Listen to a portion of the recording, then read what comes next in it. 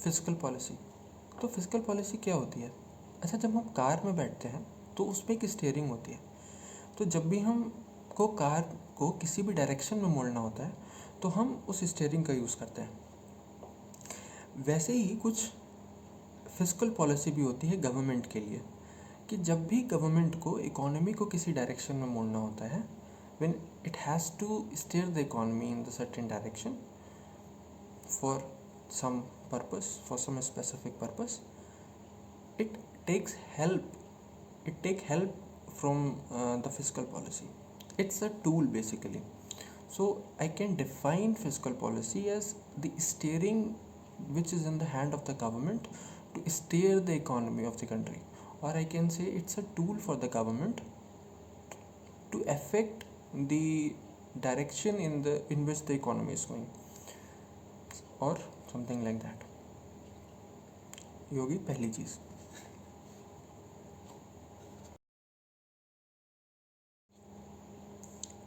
Fiscal policy के 3 components होते हैं। पहला कंपोनेंट हम कहेंगे गवर्नमेंट एक्सपेंडिचर, दूसरा कहेंगे रिसीट्स, और तीसरा public debt. Where government expenditure and public debt, these names explains itself, कि एक्सपेंडिचर का मतलब हो गया कि गवर्नमेंट कितना खर्चा कर रही है, और डेट मतलब कि कितना कर्जा है गवर्नमेंट में, पब्लिक डेट मतलब गवर्नमेंट पे कितना कर्जा है बेसिकली।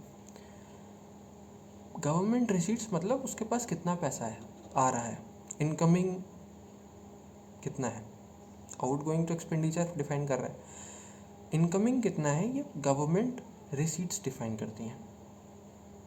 अच्छा, अब पूछेंगे कि ये पैसा जाता कहाँ है? तो ये पूरा पैसा जाता है कंसोलिडेटेड फंड ऑफ इंडिया। इसके बारे में I will explain in some other video. Consolidated fund of India में सारा पैसा जाता है। तो ये बेसिकली 3 कंपोनेंट्स होते हैं, receipts, government receipts, government expenditure, and third one is public debt.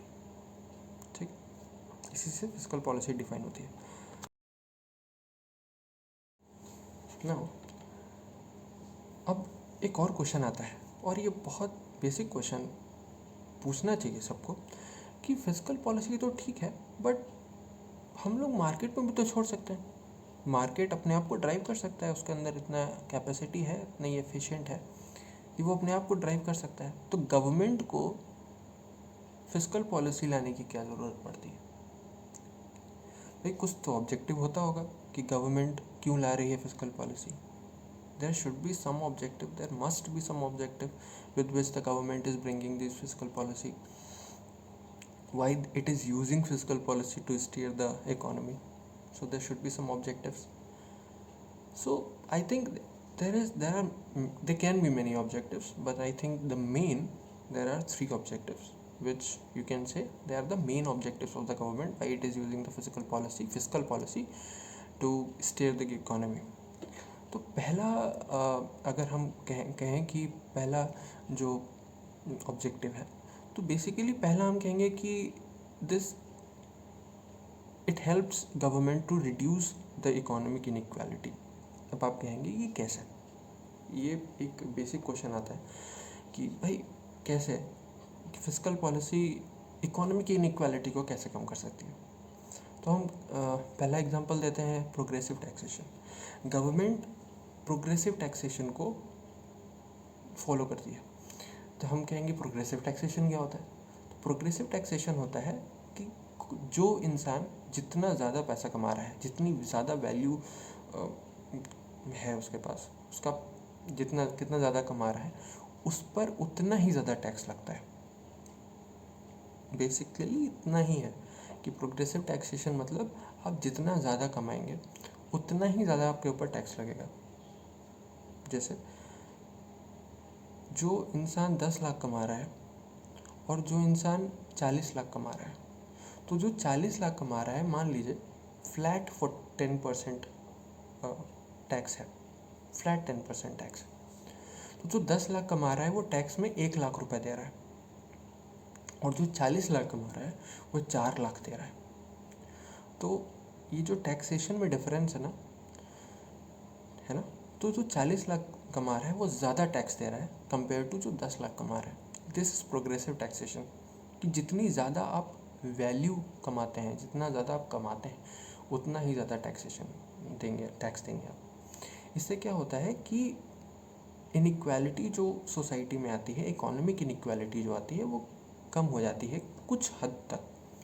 दूसरी जो पॉलिसी गवर्नमेंट यूज़ करती है, वो कहती है जो जो बहुत ज़्यादा कम कमाते हैं, जो टैक्स देंगे तो उन पर बहुत ज़्यादा इफ़ेक्ट होगा, तो उनसे वो टैक्स नहीं लेती।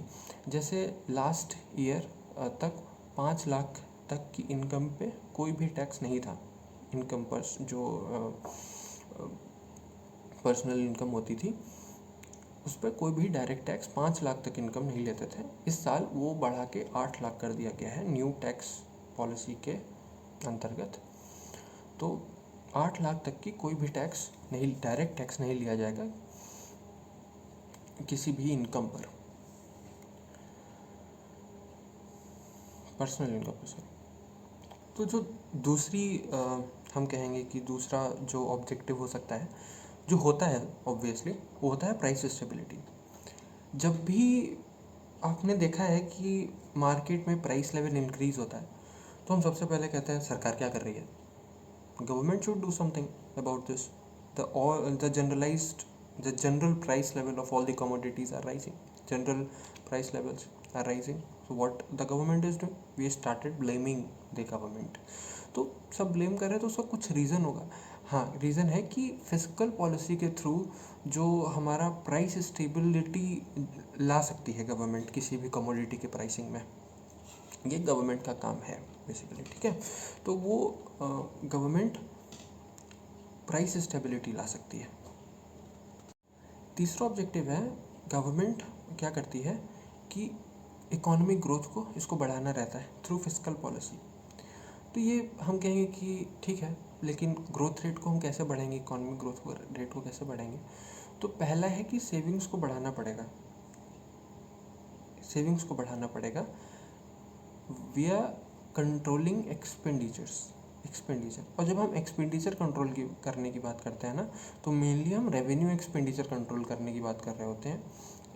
वन थिंग, रेवेन्यू एक्सपेंडिचर क्या होता है वो हम बाद में डिस्कस करेंगे जब हम टैक्सेशन की बात करेंगे। तो बेसिकली हम एक्सपेंडिचर को कंट्रोल करके सेविंग्स बढ़ा रहे होते हैं। दूसरा होता है कि इन्वेस्टमेंट्स को हम कंट्रोल करें। और तीसरा होता है कि हम जो जहाँ हम खर्च कर रहे हैं, गवर्नमेंट जहाँ खर्च करेगी, वो ऐसे एरिया में खर्च करे जो ज़्यादा प्रोडक्टिव हो कंपेयर टू जो बहुत नुकसान और कर दे। जिसने मान लो कि हम सरकार ने 10 करोड़ रुपए कहीं इन्वेस्ट किया और वो रिटर्न नहीं दे रहा है, तो इससे अच्छा है वो 10 करोड़ ऐसी जगह लगा दे जो उसको इससे ज़्यादा रिटर्न दे, ताकि गवर्नमेंट का भी फ़ायदा हो और वो और अच्छी जगहों पर लगा सके, लोगों के बेनिफिट के लिए लगा सके। ठीक, तो ये 3 ऑब्जेक्टिव्स हैं। तो मेनली ये 3 ऑब्जेक्टिव्स होते हैं। पहला, इकोनॉमिक इनइक्वालिटी को कम करना। दूसरा, प्राइस में स्टेबिलिटी लाना। और तीसरा, इकोनॉमिक ग्रोथ को बूस्ट करना।